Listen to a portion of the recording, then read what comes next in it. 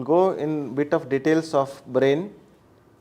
There are 5 regions of the brain, and those important structures are telencephalon, diencephalon, mesencephalon, metencephalon, myelencephalon. So, which means cerebrum, thalamus, hypothalamus, pituitary, superior colliculus, inferior colliculus, and cerebral peduncles, cerebellum and pons, and medulla oblongata. We need to know about 5 lobes of the brain, cerebrum, and its functions. The frontal lobe is responsible for voluntary control of skeletal muscles, personality, intellectual process, verbal communication. The parietal lobe controls the cutaneous and muscular sensations underlying understanding and utterance of the speech. So, parietal lobe is connected with speech. Temporal lobe is connected with interpretation of auditory sensations, auditory and visual memory. Occipital lobe is related with integration of movements in focusing of the eye, correlation of visual images with previous experiences, conscious seeing, and insular area is connected with memory, integration of other cerebral activities into one.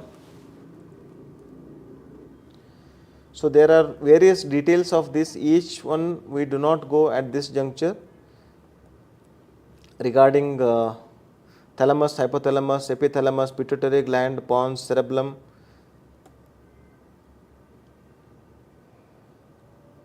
Medulla oblongata. Medulla oblongata is a seat for various centers, mainly the cardiac center, vasomotor center, satiety center, respiratory center.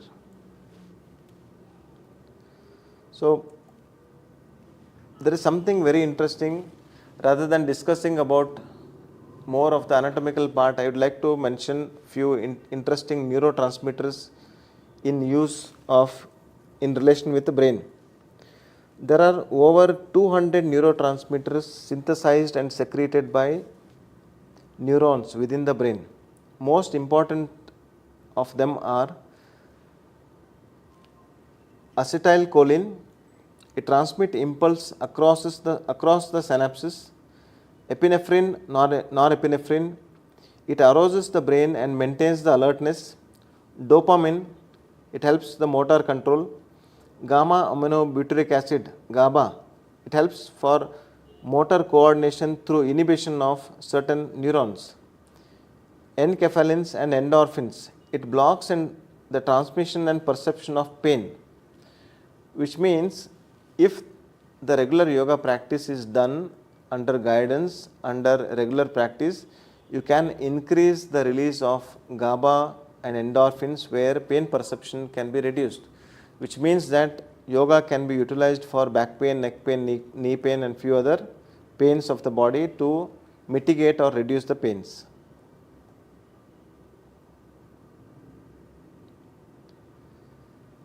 Similarly, the spinal cord and its attached nerves, we call it as spinal nerves,